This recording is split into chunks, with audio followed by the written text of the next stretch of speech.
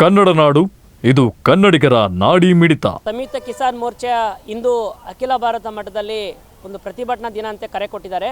ಮುಖ್ಯವಾಗಿ ಇವತ್ತು 1942 ಆಗಸ್ಟ್ 9ರಂದು ಏನು ಗಾಂಧೀಜಿಯವರು ಬ್ರಿಟಿಷರೇ ಭಾರತ ಬಿಟ್ಟು ತೊಲಗಿ ಅಂತೇನು ಕರೆ ಕೊಟ್ಟಿದ್ರು, ಆ ಹಿನ್ನೆಲೆಯಲ್ಲಿ ಇವತ್ತು ಇಡೀ ದೇಶಾದ್ಯಂತ ನಾವು ಇವತ್ತು ಕಾರ್ಪೊರೇಟ್ ಕಂಪನಿಗಳೇ ಭಾರತ ಬಿಟ್ಟು ತೊಲಗಿ ಅಂತ ನಾವು ಡಿಮ್ಯಾಂಡ್ ಇಟ್ಕೊಂಡು ಹೋರಾಟ ಮಾಡ್ತಾ ಇದ್ದೀವಿ.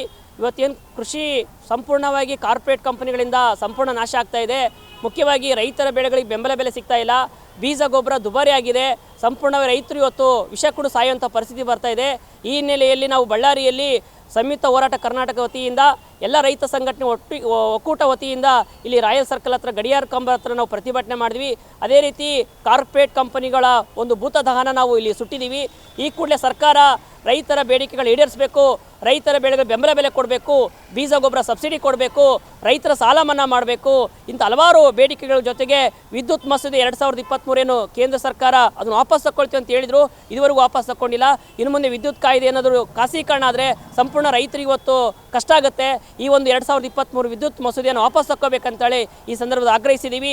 ಈ ಬೇಡಿಕೆಗಳು ಸರ್ಕಾರ ರೈತರ ಪರವಾಗಿ ಸ್ಪಂದಿಸಿಬಿಟ್ಟು ಇಮಿಡಿಯೇಟ್ಲಿ ನಮ್ಮ ರೈತರ ಬೇಡಿಕೆ ಈಡೇರಿಸಬೇಕಂತ ನಾವು ಕೇಳ್ಕೊಳ್ತಾ ಇದ್ದೀವಿ. ಇದೇನಾದರೂ ಆಗಿಲ್ಲ ಅಂದರೆ ಮುಂದಿನ ದೊಡ್ಡ ಮಟ್ಟದಲ್ಲಿ ಎಲ್ಲ ರೈತ ಸಂಘಟನೆ ಒಟ್ಟಿಗೆ ಸೇರಿಕೊಂಡು ಒಂದು ದೊಡ್ಡ ಮಟ್ಟದ ಹೋರಾಟಕ್ಕೆ ಮುಂದೆ ಸಜ್ಜಾಗ್ತೀವಿ. ಈ ಮೂಲಕ ನಾವು ರೈತ ಸಂಘಟನೆಯಿಂದ ಇವತ್ತು ಬಳ್ಳಾರಿಯಲ್ಲಿ ಪ್ರತಿಭಟನೆ ಮಾಡಿದ್ವಿ. ಇವತ್ತೇನು ಸಂಯುಕ್ತ ಕಿಸಾನ್ ಮೋರ್ಚಾದಿಂದ ಇಡೀ ದೇಶವ್ಯಾಪಿ ಪ್ರತಿಭಟನೆ ನಡೆದಿದೆ. ಭೂತ ದಹನ ಕೂಡ ಮಾಡಿದ್ದು ಕಾರ್ಪೊರೇಟ್ ಕಂಪನಿಗಳದ್ದು.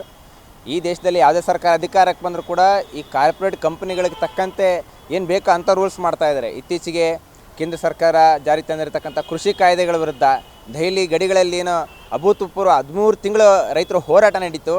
ಈ ಹೋರಾಟ ನಡೆದಿದ್ದೇ ಈ ಕಾರ್ಪೊರೇಟ್ ಕಂಪನಿಗಳ ವಿರುದ್ಧ. ಯಾಕಂದರೆ ಸರ್ಕಾರಗಳು ಇವತ್ತು ಅವ್ರ ಪಾಲಿಸಿ, ಅವ್ರ ಬಗ್ಗೆ ಇರ್ತಕ್ಕಂಥ ಅವ್ರ ಪರವಾಗಿರ್ತಕ್ಕಂಥ ಪಾಲಿಸಿನ ತರ್ತಾ ಇದ್ದಾರೆ. ಅವರು ಇವತ್ತು ಈ ದೇಶ ನಡೆಸ್ತಾ ಇದ್ದಾರೆ ಸ್ನೇಹಿತರೆ. ಹಾಗಾಗಿ ನಮ್ಮ ಉದ್ದೇಶ, ನಮ್ಮ ಹೋರಾಟ ಇರ್ತಕ್ಕಂಥದ್ದು ಕಾರ್ಪೊರೇಟ್ ಕಂಪನಿಗಳ ವಿರುದ್ಧ. ಈ ದೇಶನ ಯಾರು ಮುನ್ನಡೆಸ್ತಾ ಇದ್ದಾರೆ ಅಂಥದ್ದು ಈ ಸರ್ಕಾರಗಳು ಕಾರ್ಪೊರೇಟ್ ಕಂಪನಿಗಳ ಕೈಗೊಂಬೆಗಳಾಗಿ ಕೆಲಸ ಮಾಡ್ತಾ ಇದ್ದಾರೆ. ಮೊನ್ನೆ ಕೂಡ ಕೇಂದ್ರ ಸರ್ಕಾರದ ಬಜೆಟ್ನಲ್ಲೂ ಅವರಿಗೆ ಬೇಕಾಗಿರ್ತಕ್ಕಂಥ ಬಜೆಟನ್ನು ಮಂಡನೆ ಮಾಡಿದ್ದಾರೆ. ಕೃಷಿಗೆ ಸುಸ್ಥಿರ ಅಂತಕ್ಕಂಥ ಹೆಸರು ಮೇಲೆ ಅವರಿಗೆ ಅನುಕೂಲ ಆಗಿರ್ತಕ್ಕಂಥ ಬಜೆಟ್ ಮಂಡನೆ ಮಾಡಿದ್ದಾರೆ. ಇದನ್ನು ಕೂಡ ನಾವು ಖಂಡಿಸಿ ಕೃಷಿ ಒಳಸರುಗಳಿಗೆ ಸಬ್ಸಿಡಿ ಕೊಡಿ, ಕೃಷಿ ಒಳಸರುಗಳ ಮೇಲೆ GSTನ ಕಟ್ ಮಾಡಿ ಅಂತ ನಾವು ಆಗ್ರಹಿಸ್ತಾ ಇದ್ದೀವಿ.